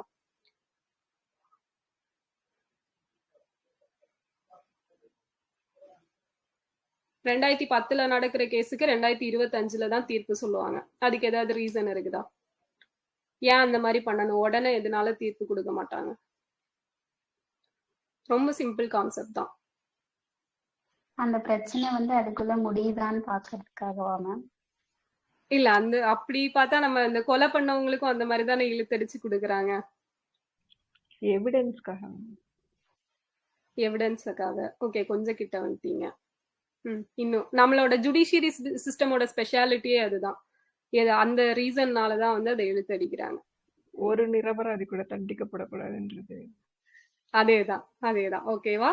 சோ 1000 குற்றவாளிகள் வந்து இது பண்ணலாம், பட் ஒரு நிரபராதி கூட தண்டிக்கப்படக்கூடாது அப்படிங்கிற அந்த ரீசன்னாலதான் இப்படி வந்து பண்ணிட்டு இருக்காங்க. ஓகேவா? பட் இந்த கல்ஃப் கண்ட்ரிஸ் எல்லாம் எடுத்துட்டீங்க அப்படின்னா, தப்பு பண்ணா அப்படின்னு தெரிஞ்சாலே அடுத்த செகண்ட் வந்து போட்டு தள்ளிட்டு போயிட்டே இருப்பானுங்க.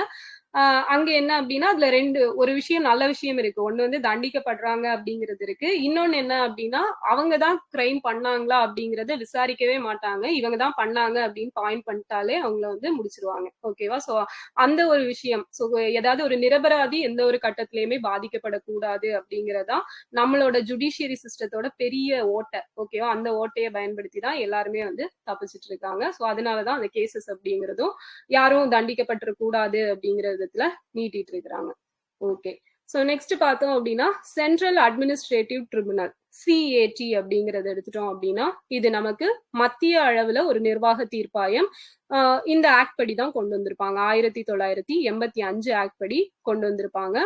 சோ இதுக்கு வந்து டோட்டலா பார்த்தோம் அப்படின்னா நமக்கு ஒரு 19 அட்மினிஸ்ட்ரேட்டிவ் ட்ரிபுனல்ஸ், நிர்வாக தீர்ப்பாயங்கள் அப்படிங்கிறது இந்தியா ஃபுல்லா இருக்கு. இதோட ஒரு தலைமையிடம் மாதிரியான பட்டது எங்கன்னா நியூ டெல்லியில தான் இருக்கும். சோ மத்த எல்லாமே அதோட பிரான்சஸ் மாதிரி டோட்டலா மத்த பிளேசஸ்ல எல்லாம் ஒரு 18 இருக்கும். டெல்லியோட சேர்த்து 19. சோ இப்போ 17 of which operate 17 of which operate at the principal seats of high courts and the remaining two at Jaipur and Lucknow. So இதுல வந்து மொத்த 19 சொன்னோம் இல்லையா? சோ இதுல 1 டெல்லியில இருக்கும். மீதி 18 மத்தது எல்லாமே பார்த்தோம் அப்படின்னா 2 எண்ணத்தை தவிர வேற எல்லாம் எந்தெந்த ஹை கோர்ட்ஸ் இருக்குதோ அந்த ஹை கோர்ட்ஸ் இருக்கிற பிளேசஸ் பக்கத்துலயே தான் இருக்கும். சோ லக்னோ, ஜெய்ப்பூர், சோ இங்க மட்டும் வேற பிளேசஸ்ல வச்சிருப்பாங்க. ஓகேவா? சோ அந்த 19 எது அப்படின்னு சொல்லி பின்னாடி பாக்ஸ்ல வந்து கொடுத்திருப்பாங்க. சோ இதுதான் அந்த 19 பிளேசஸ்ல இருக்கக்கூடியது. ஓகேவா? சோ இது ஜஸ்ட் பார்த்து வச்சுக்கோங்க போதும். நெக்ஸ்ட் பார்த்தோம் அப்படின்னா, The CAT, Central Administrative Tribunal, exercises original jurisdiction in relation to recruitment and all services matters of public service servants covered by it. ஓகேவா? ஸோ இப்பதான் பார்த்தோம் இல்லையா, இந்த பொது சேவைகள் தொடர்பா வரக்கூடிய ப்ராப்ளம்ஸ் எல்லாத்தையுமே இவங்க தான் ஹேண்டில் பண்ணுவாங்க அப்படிங்கிறது. அண்ட் இது எதுக்கெல்லாம் வந்து விரிவுபடுத்தப்பட்டிருக்கும் அப்படிங்கறத சொல்லியிருப்பாங்க. All India services. All India services ரிலேட்டடான ஆர்டிகல் என்ன? அகில இந்திய பணிகள். 312. 312 இல்லையா? சோ அதுக்கப்புறம் சென்ட்ரல் சிவில் சர்வீசஸ், மத்திய அளவுல இருக்கக்கூடிய அந்த சிவில் சர்வீசஸ் ரிலேட்டட் ஆனது. Civil post under the centre and civilian employees of defence services. So பாதுகாப்பு துறையில இருக்கிறாங்க இல்லையா, ஸோ அவங்க ரிலேட்டட் ஆனது. இது எல்லாமே வந்து இந்த அட்மினிஸ்ட்ரேட்டிவ் ட்ரிபியூனல் அப்படிங்கிறதுக்கு கீழே கவர் ஆகும் மத்திய அளவுல. ஓகேவா? So however the members of the defense forces, officers and servants of the Supreme Court and the secretarial staff on the parliament are not covered by it. So என்னதான் இந்த defence services employees எல்லாமே cover ஆனாலும் இதுல cover ஆகாத ஆட்கள் எல்லாம் யாரு அப்படின்னு பார்த்தோம்னா டிஃபென்ஸ் ஃபோர்ஸஸ், இந்த மத்திய படைகள் எல்லாம் இருக்குது இல்லையா, ஸோ அதெல்லாம் கவர் ஆகாது. அதே போல officers and servants of the supreme court. ஓகேவா? ஸோ இந்த சுப்ரீம் கோர்ட்ல இருக்கக்கூடிய ஆஃபீஸர்ஸ், அங்க வேலை செய்யக்கூடிய சர்வன்ஸ் எல்லாரும் கவர் ஆக மாட்டாங்க. அண்ட் தலைமை செயலகத்துல இருக்கக்கூடிய தலைமை செயலகத்துல பணியாற்றக்கூடிய அந்த பணியாளர்கள், அப்புறம் பார்லிமெண்ட். ஓகேவா? ஸோ இவங்க எல்லாம் இதுக்கு கீழே கவர் ஆக மாட்டாங்க. மற்றவங்க இந்த all India services, so civil சர்வீசஸ்ல இருக்கக்கூடியவங்க மட்டும் கவர் ஆவாங்க. ஸோ நெக்ஸ்ட் பார்த்தோம் அப்படின்னா இந்த அட்மினிஸ்ட்ரேட்டிவ் ட்ரிபியூனல், நிர்வாக தீர்ப்பாயம் அப்படிங்கறது எடுத்துட்டீங்க அப்படின்னா ஒரு மல்டி மெம்பர் பாடி. ஸோ இப்போ வந்து எப்படி நம்ம சிஐசில எத்தனை பேர் இருப்பாங்க? மத்திய தகவல் ஆணையம்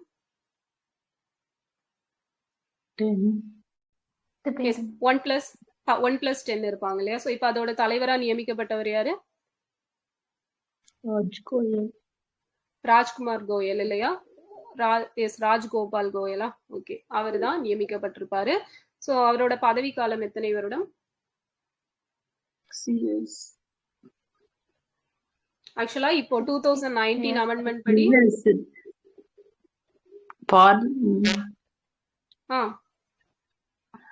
சென்ட்ரல் கவர்மெண்ட் டிசைட் பண்ணுவாங்களா? சென்ட்ரல் கவர்மெண்ட் டிசைட் பண்ற இயர்ஸ், அப்படி இல்லைன்னா 65 வயசு. சோ இது ரெண்டுல எதுவோ அதுபடி அவங்க பதவி வகிச்சுக்கலாம் அப்படிங்கிறது 2019 அமெண்ட்மெண்ட் படியானது. சோ அதுவும் நம்ம நெக்ஸ்ட் நான் கான்ஸ்டிடியூஷனல் பாடி பார்க்கும்போது இன்னும் டீட்டெயிலா பார்க்கலாம். ஓகே, சோ இப்போ வந்து இந்த சிஐடி அட்மினிஸ்ட்ரேட்டிவ் ட்ரிபியூனல் எடுத்துட்டீங்க அப்படின்னா மல்டி மெம்பர் பாடியா இருக்காங்க. சோ இதுல சேர்மன் அண்ட் மெம்பர்ஸ் இருப்பாங்க. ஒரிஜினலா பார்த்தோம் அப்படின்னா chairman, vice chairman and members அப்படிங்கிற ஒரு ஸ்ட்ரக்சர்ல தான் இருந்திருப்பாங்க. எப்ப வர அப்படின்னா 2006ல. சோ எப்போ இந்த ஆக்ட் கொண்டு வந்தாங்க ஃபர்ஸ்டா? அட்மினிஸ்ட்ரேட்டிவ் ட்ரிபியூனல் ஆக்ட் 1985 தான் இந்த நிர்வாக தீர்ப்பாய சட்டம் அப்படிங்கிறது கொண்டு வந்தாங்க. அதுல ஒரு சட்ட திருத்தம் அப்படிங்கிறது 2006ல கொண்டு வந்திருப்பாங்க. சோ அந்த 2006ல கொண்டு வந்ததுல அந்த வைஸ் சேர்மன் அப்படிங்கிற பொசிஷனை வந்து தூக்கிட்டாங்க. ஓகேவா? சோ அதனால அப்போல இருந்து வைஸ் சேர்மன் எல்லாம் யாரும் கிடையாது. இப்ப வரைக்கும் சேர்மன் அண்ட் மெம்பர்ஸ் அப்படிங்கிறவங்க தான் இருக்காங்க. சோ இப்போ இதுல டோட்டலா எத்தனை மெம்பர்ஸ் இருப்பாங்க அப்படின்னா 69 பேர் இருக்காங்க. ஓகேவா? சோ சென்னை ஹைகோர்ட்ல எத்தனை ஜட்ஜஸ் இருக்காங்க டோட்டலா? 75. ஓகேவா? 74+1 அப்படிங்கிற ஒரு இதுல வந்து இருக்கிறாங்க. நம்மளோட மேக்சிமம் ஜட்ஜஸ் கவுண்ட் அப்படிங்கிறது அவ்வளவுதான். ஓகே, சோ அதை டிசைட் பண்றது யாரு? ஹைகோர்ட்ல ஜட்ஜஸ் கவுண்ட் பிரசிடென்ட். சுப்ரீம் கோர்ட்ல பார்லிமெண்ட். ஓகே, சோ இப்ப பார்த்தோம் அப்படின்னா 2006 the provision for the vice chairman. அப்ப வைஸ் சேர்மனை வந்து நீக்கிட்டாங்க. இப்ப சேர்மனும் மெம்பர்ஸும் மட்டும் தான் இருப்பாங்க. டோட்டலா 69 பேர் இருக்காங்க.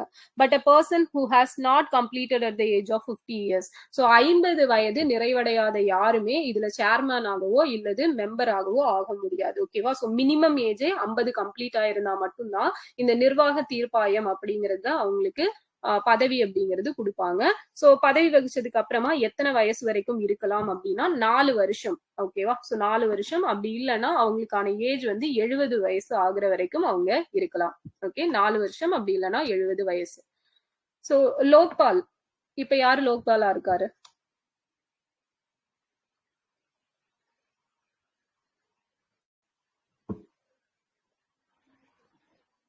லோக்பால் தலைவர்.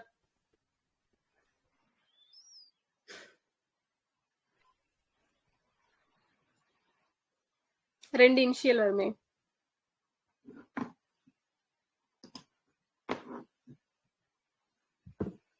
எஸ், கான்வில்கர். ஓகேவா, KM கான்வில்கரா? சோ அவர் தான் வந்து இருக்காரு இல்லையா? சோ அந்த லோக்பாலோட பதவி காலம் எத்தனை வருஷம்?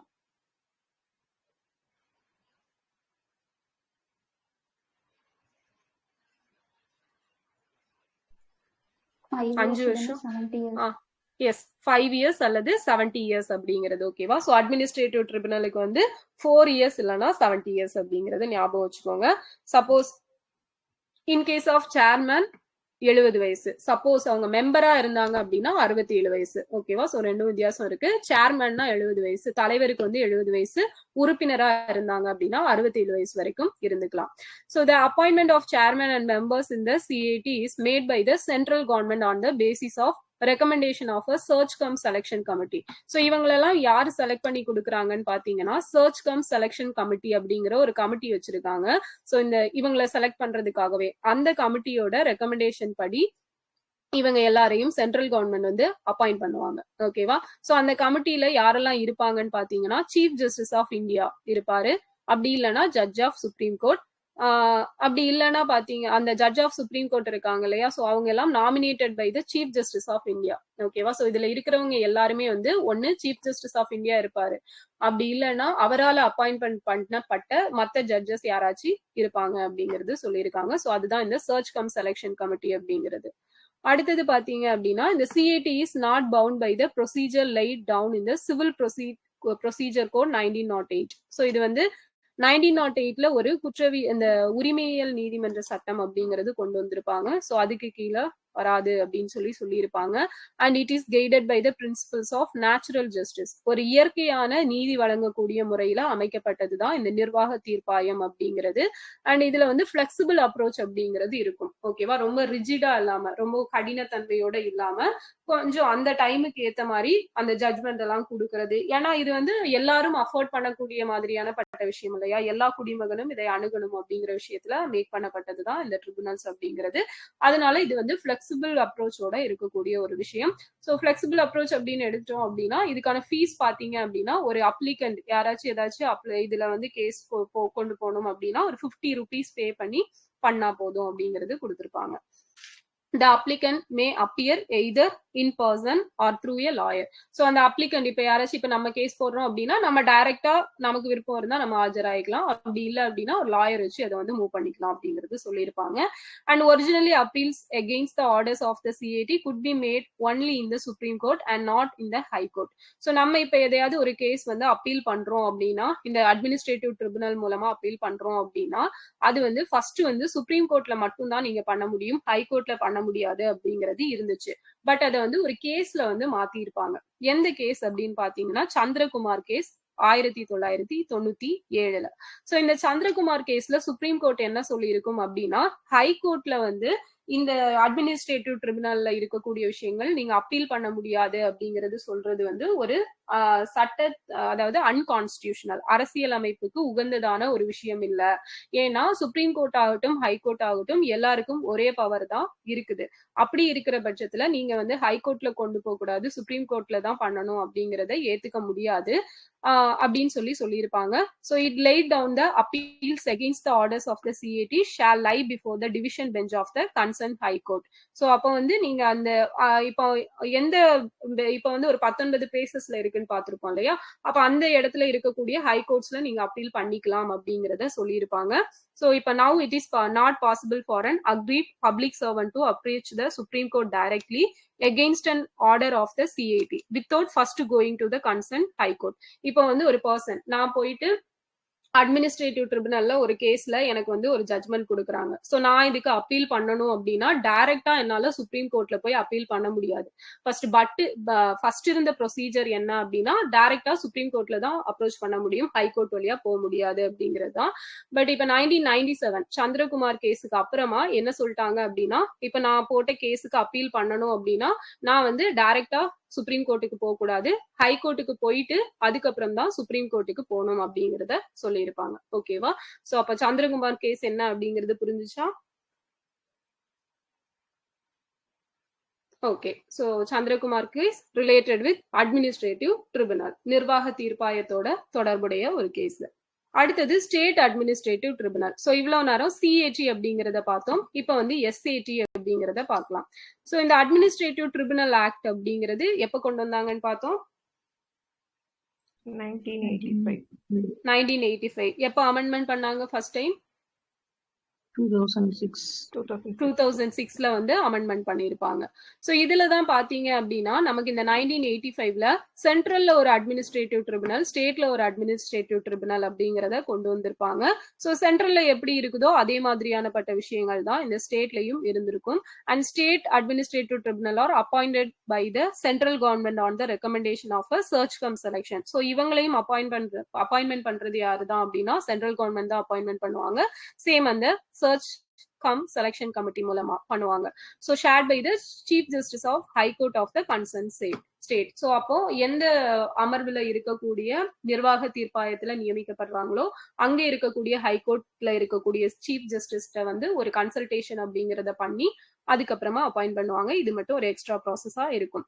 சோ இது இல்லாம வேற என்ன இருக்குன்னா ஜாயின்ட் அட்மினிஸ்ட்ரேட்டிவ் ட்ரிபுனல் அப்படிங்கிறது இருக்குது for 2 or more state. So நம்மளுக்கு எப்படி யூபிஎஸ்சி, அதுக்கப்புறம் state public service commission, joint public service commission இருக்குமோ அதே மாதிரி இங்கேயும் central administrative tribunal, state administrative tribunal, joint administrative tribunal அப்படிங்கிற 3 விஷயங்கள் இருக்கு. ஓகேவா? கூட்டு நிர்வாக தீர்ப்பாயம், மத்திய நிர்வாக தீர்ப்பாயம், மாநில நிர்வாக தீர்ப்பாயம், கூட்டு நிர்வாக தீர்ப்பாயம் அப்படிங்கிற 3 கேட்டகரி இருக்கு. சோ இந்த கூட்டு நிர்வாக தீர்ப்பாயம் அப்படிங்கறது எடுத்துட்டீங்கன்னா 2 அல்லது அதற்கு மேற்பட்ட மாநிலங்களுக்கு ஒரே நிர்வாக தீர்ப்பாயம் இருக்கிற மாதிரி அமைப்பாங்க. அதனாலதான் 28 ஸ்டேட் இருக்கு, பட் 19 நிர்வாக தீர்ப்பாயங்கள் அப்படிங்கிறது இருக்குது. அப்ப இந்த Joint Administrative Tribunal exercise all the jurisdiction and powers exercisable by the administrative tribunals for such state. ஓகேவா? அப்போ இவங்க வந்து அந்த ஸ்டேட்டுக்கு இப்ப 2 ஸ்டேட்டுக்கு நியமிக்கிறாங்க அப்படின்னா அது ரிலேட்டடா இருக்கக்கூடிய நிர்வாக தீர்ப்பாயங்களுக்கு வரக்கூடிய ப்ராப்ளம் எல்லாத்தையும் இவங்க வந்து ஹேண்டில் பண்ணியிருப்பாங்க அப்படின்னு சொல்லியிருப்பாங்க. சோ இதுல வந்து இன்னொரு விஷயம் இருக்கும், என்னன்னு பாத்தீங்கன்னா ட்ரிபுனல்ஸ் ரிஃபார்ம் ஆக்ட் அப்படிங்கிறது. சோ தீர்ப்பாய சட்டம் அப்படிங்கிறது வந்து மறுசீரமைப்பு பண்ணியிருப்பாங்க. எப்போனா 2021ல. ஓகேவா? சோ 1985ல கொண்டு வந்த ஆக்ட்ல 2006ல ஒரு அமெண்ட்மெண்ட் பண்ணாங்க. அந்த அமெண்ட்மெண்ட்ல என்ன கொண்டு வந்தாங்க?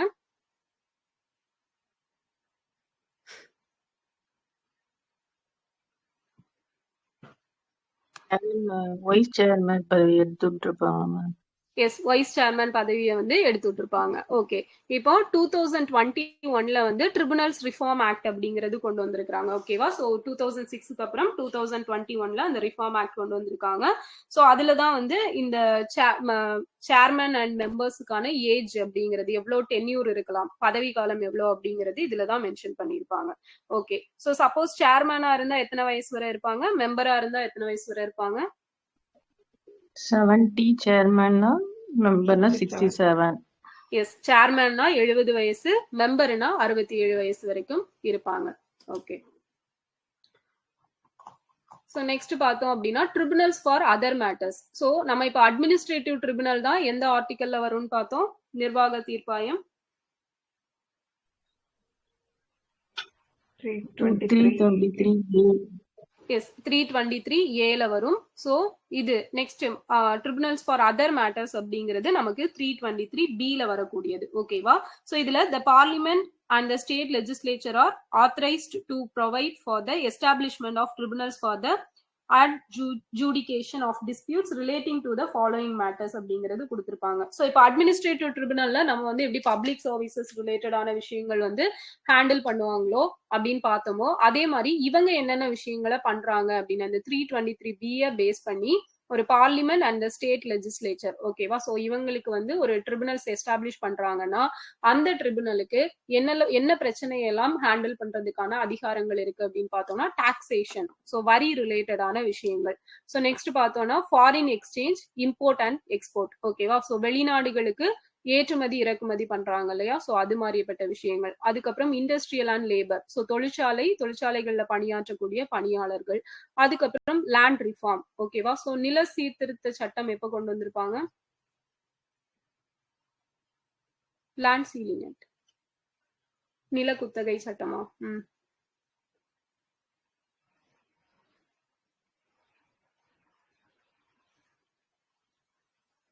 ஒருத்தங்க எவ்வளவு ஏக்கர் வச்சுக்கலாம்? 30 ஏக்கர். 30 ஏக்கர். சோ அந்த சட்டம் எப்போ கொண்டு வந்தாங்க?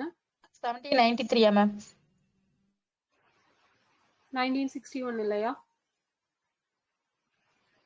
எஸ், 1961 1961ல வந்து கொண்டு வந்திருப்பாங்க.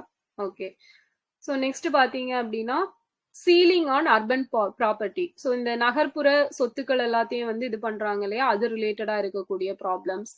அதுக்கப்புறம் ceiling act, land ceiling act. Okay, so next வந்து elections to parliament and state legislatures. ஓகேவா, இந்த பார்லிமெண்ட்டுக்கும் நம்ம ஸ்டேட்ல இருக்கக்கூடிய சட்டப்பேரவைக்கு நடக்கக்கூடிய எலெக்ஷன்ஸ் தொடர்பான ப்ராப்ளம்ஸ் ஏதாச்சும் வந்தாலும் இவங்க ஹேண்டில் பண்ணுவாங்க. அண்ட் ஃபுட் ஸ்டெப்ஸ், உணவுப் பொருட்கள் ரிலேட்டடா இருக்கக்கூடியது. And rent and tenancy rights. ஓகேவா, ஸோ இந்த வாடகை, இந்த குத்தகைதாரர்கள் எல்லாம் இருக்காங்க இல்லையா, வாடகைக்கு இருக்கிறவங்க, ஸோ இவங்களுக்கு ஏதாவது ப்ராப்ளம் வந்தா அதையும் இவங்க பார்த்துப்பாங்க. ஸோ இது வந்து எப்போ ஆட் பண்ணியிருப்பாங்க அப்படின்னா 75th கான்ஸ்டிடியூஷனல் அமெண்ட்மெண்ட் ஆக்ட் 1993ல இதுல ஆட் பண்ணியிருப்பாங்க. ஓகேவா, இந்த டிஸ்பியூட்ஸ் எல்லாம் இவங்க ஹேண்டில் பண்றோம் அப்படிங்கிற லிஸ்ட்ல இந்த ரெண்ட் அண்ட் டெனன்சி ரைட் அப்படிங்கறத ஆட் பண்ணது 75வது சட்ட திருத்தம் 1993ல வந்து ஆட் பண்ணியிருப்பாங்க. ஸோ 73 74வது சட்ட திருத்தம் எதோட தொடர்புடையது? கிராம நகர பஞ்சாயத்து. ஸோ கிராம பஞ்சாயத்து நகர்பாலிகா இல்லையா, அதோட தொடர்புடையதான் 73 74 அப்படிங்கிறது. ஓகே, ஸோ இப்போ article 323A 323B differ in the following 3 aspects. So ரெண்டுக்கும் இடையில ஒரு 3 விஷயங்கள்ல வந்து வேரியேஷன் இருக்கும் அப்படின்னு சொல்லியிருப்பாங்க. என்னன்னா 323A contemplates establishment of tribunals for public service matters only. So நம்ம வந்து இந்த பொது சேவைகள் அது ரிலேட்டடா இருக்கக்கூடிய விஷயங்கள் மட்டும்தான் இவங்க வந்து ஹேண்டில் பண்ணுவாங்க அந்த அட்மினிஸ்ட்ரேட்டிவ் ட்ரிபுனல்ல. ஸோ 323B பார்த்தோம் அப்படின்னா establishment of tribunals for certain other matters. So other மேட்டர்ஸ்னா இந்த டாக்ஸ், ஃபுட்டு, லேண்டு, ஸோ இது ரிலேட்டடான விஷயங்கள் எல்லாம் 323Bல வந்து ஹேண்டில் பண்ணுவாங்க. ஸோ நெக்ஸ்ட் பாத்தீங்க அப்படின்னா while tribunals under 323A can be established only by parliament, tribunals under 323B can be established both by parliament and state legislatures. ஓகேவா, அதாவது இப்போ சென்ட்ரல் அட்மினிஸ்ட்ரேட்டிவ் ட்ரிபுனல், மத்திய நிர்வாக தீர்ப்பாயம் அப்படிங்கிறத உருவாக்குறதுக்கு யாருக்கு மட்டும்தான் அதிகாரம் இருக்கு அப்படின்னா பாராளுமன்றத்துக்கு மட்டும்தான் அதிகாரம் இருக்கு. அதுவே ஒரு மாநில நிர்வாக தீர்ப்பாயம் அப்படின்னு எடுத்துட்டீங்கன்னா பாராளுமன்றமும் அதை உருவாக்கலாம், மாநில சட்டமன்றமும் அதை உருவாக்குறதுக்கான அதிகாரங்கள் இருக்கு அப்படிங்கிறத சொல்லியிருப்பாங்க. ஸோ அண்டர் ஆர்டிகல் 323A பாத்தீங்கன்னா only one tribunal for the center and one for each state or 2 or more states may be established. There is no question of hierarchy of tribunals. Whereas under article 323B a hierarchy of tribunals may be created. ஓகேவா, so இப்போ வந்து இந்த 323A base பண்ணி நம்ம ஒரு நிர்வாக தீர்ப்பாயம் அப்படிங்கறத அமைச்சோம்னா அதுல வந்து 3 ஸ்ட்ரக்சர் தான் இருக்கும். ஒன்னு சென்ட்ரலுக்கு, ஒன்னு ஸ்டேட்டுக்கு, இன்னொன்னு வந்து ஜாயிண்ட். ஓகேவா, கூட்டு நிர்வாக தீர்ப்பாயங்கள் அப்படிங்கிறது. இதை தாண்டி வேற எந்த ஸ்ட்ரக்சருமே அவங்க கொண்டு வர மாட்டாங்க. பட் இதுவே 323B பேஸ் பண்ணி ஒரு நம்ம வந்து ஏதாவது கிரியேட் பண்றோம் அப்படின்னா அதுக்கு வந்து நம்ம ஹைரார்கியல் ஸ்ட்ரக்சர்ல, ஸோ அதுக்கு கீழே சபார்டினேட்டா ஏதாவது ஹெல்ப்புக்கு வேணும் அப்படின்னா நம்ம அதை வந்து கிரியேட் பண்ணிக்கலாம் அப்படிங்கிறத சொல்லியிருப்பாங்க. ஸோ இது வந்து ரெண்டுக்கும் இடையில இருக்கக்கூடிய ஒரு வித்தியாசம். ஸோ இந்த சந்திரகுமார் கேஸ் 1997 அப்பவே நம்ம பார்த்தோம் இல்லையா, அதுல supreme court declared those provisions of these 2 articles which excluded the jurisdiction of the High Court and the Supreme Court as unconstitutional. ஓகேவா, ஸோ அப்பவே பார்த்த விஷயம் தான் சொல்லியிருப்பாங்க. அண்ட் இந்த சந்திரகுமார் கேஸ் படி ஒரு 2 கிளாஸஸ் அப்படிங்கிறத ரிமூவ் பண்ணியிருப்பாங்க. ஓகேவா, classes 2D of article 323A. So இது தெரிஞ்சுக்கோங்க, மேபி குரூப் 1 ஏதாவது லெவல்ல படிக்கிறீங்க அப்படின்னா இதை வந்து தெரிஞ்சு வச்சுக்கணும். So class 2D of article 323A, article 323Aல கிளாஸ் 2D அப்படிங்கிறத ரிமூவ் பண்ணியிருப்பாங்க. அதே போல ஆர்டிகல் 323Bல பாத்தீங்கன்னா கிளாஸ் 3D அப்படிங்கிறத அன்கான்ஸ்டிடியூஷனல் அப்படின்னு சொல்லியிருப்பாங்க. ஓகேவா? சோ இது வந்து எந்த கேஸ்ல அப்படின்னா Chandrakumar case. So Chandrakumar case எதோட ரிலேட்டட் ஆனது?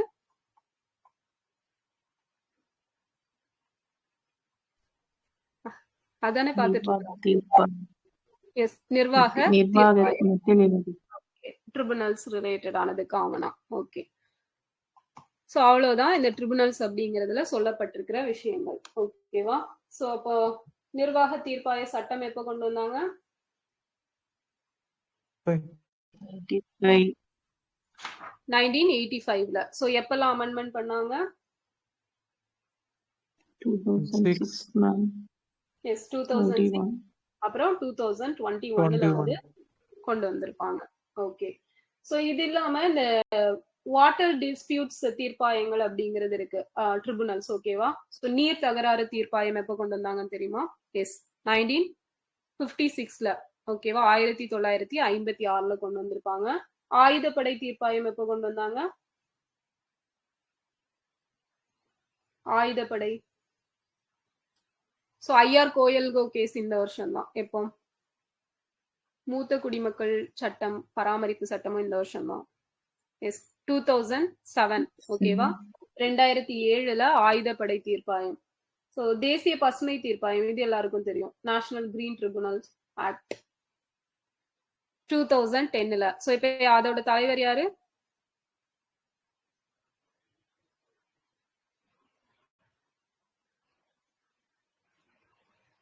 யார் இருக்காங்க நேஷனல் கிரீன் ட்ரிபுனல்? சோ நம்மளோட ஹைகோர்ட் ஜட்ஜோட சேம் பேரு தான் வரும் அவருக்கும். ஸ்ரீவத்சவா. எஸ், ஸ்ரீவஸ்தவா. ஓகேவா? பிரகாஷ் ஸ்ரீவஸ்தவா. ஸோ அவர் தான் வந்து நேஷனல் கிரீன் ட்ரிபுனலோட தலைவரா இருக்காரு. ஸோ வருமான வரி மேல்முறையீட்டு தீர்ப்பாயம் எப்ப கொண்டு வந்தாங்க? வருமான வரி சட்டம் எப்போ?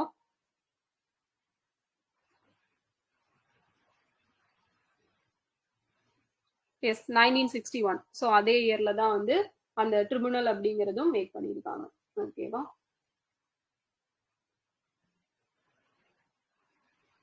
ஓகே,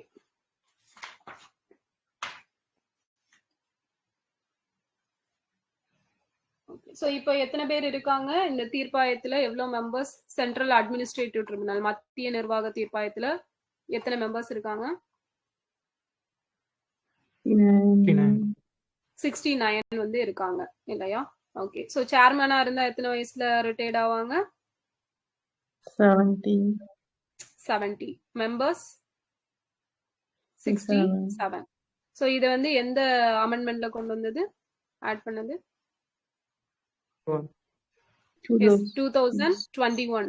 ஓகேவா? 2021ல ஆட் பண்ணியிருப்பாங்க.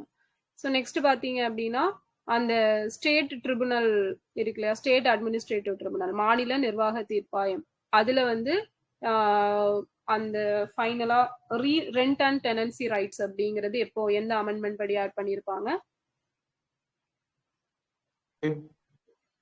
Yes, 75th constitutional amendment act year 1993. 1993ல வந்து ஆட் பண்ணியிருப்பாங்க. ஓகே, சோ தீர்ப்பாயங்கள் அப்படிங்கிறது புரிஞ்சுச்சா தெளிவா? ஓகே, ஏதாவது டவுட் இருக்கா தீர்ப்பாயங்கள்ல? ஓகே, சோ மொத்தம் எத்தனை நமக்கு அட்மினிஸ்ட்ரேட்டிவ் ட்ரிபுனல் அப்படிங்கிறது இருக்குது?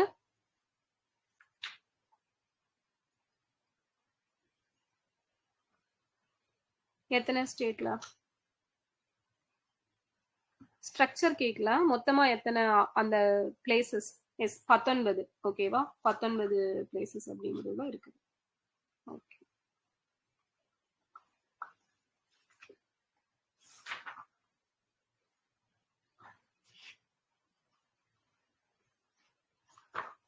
So state central state legislature கம்ப்ளீட்டா வந்து முடிச்சிட்டோம். ஓகேவா? தமிழ்நாட்டுல இருக்கா? தமிழ்நாட்டுல இருக்குமே.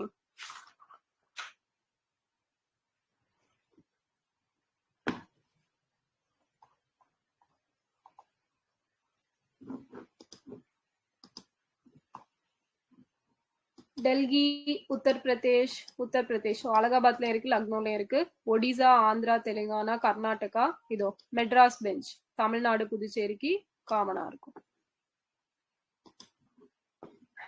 ஓகே. ஸோ எர்ணாகுளம் கேரளா லக்ஷதீப்.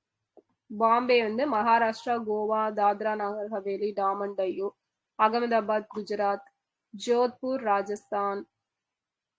ஜெய்ப்பூர் ராஜஸ்தான் ரெண்டுமே. சண்டிகர் ஹரியானா ஹிமாச்சல் பஞ்சாப் சண்டிகர். ஜபல்பூர் மத்திய பிரதேஷ் சத்தீஸ்கர். பாட்னா பீகார் ஜார்க்கண்ட். கல்கத்தா வெஸ்ட் பெங்கால் சிக்கிம் அந்தமான் நிக்கோபார். கவுகாத்தி அசாம் மேகாலயா மணிப்பூர் திரிபுரா. அந்த 7 சிஸ்டர்ஸும் வரும். ஜம்மு பெஞ்ச்ல ஜம்மு காஷ்மீர் அண்ட் லே லடாக். ஸ்ரீநகர்ல ஜம்மு காஷ்மீர். ஸோ அங்க கவர் ஆகுறது போக மீதி places plus Kargil district of Ladakh அப்படிங்கிறதும் வரும். ஓகேவா? ஸோ இந்த பிளேசஸ்லாம் இருக்குது.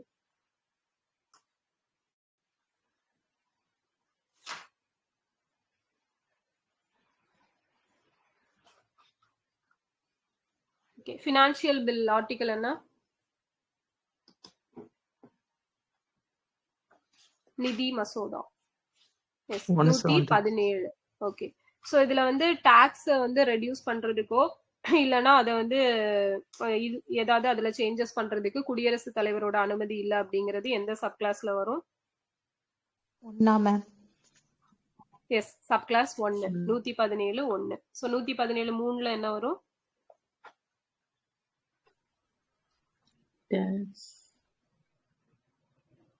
டாக்ஸ் 1ல வரும். 3ல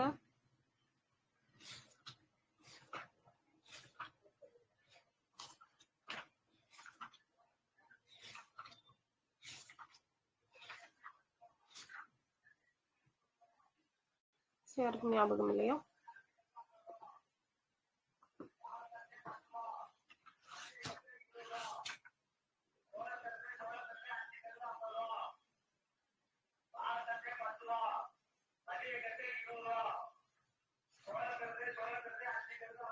யாருமே இன்னும் கண்டுபிடிக்கலையா? வாங்கி தரதா? தரேன் வா.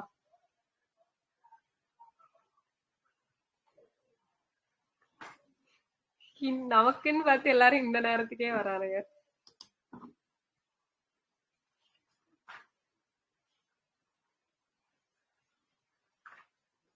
இன்னும் யாரும் கண்டுபிடிக்கலையா? 117 3. சொல்லுங்க. எந்த எக்ஸ்பெண்டிச்சர் எதுல இருந்து எடுத்து பண்ணக்கூடிய செலவினங்கள் அப்படிங்கிறது இன்னுமா ஞாபகம் வரல? Consolidated fund. Yes, consolidated fund of India. ஓகேவா? ஸோ அதுல இருந்து எடுத்து பண்ணக்கூடிய செலவினங்கள் அப்படிங்கிறது இதுல இந்த தொகுப்பு நிதி. ஓகேவா? 117 3ல வந்து சொல்லியிருப்பாங்க.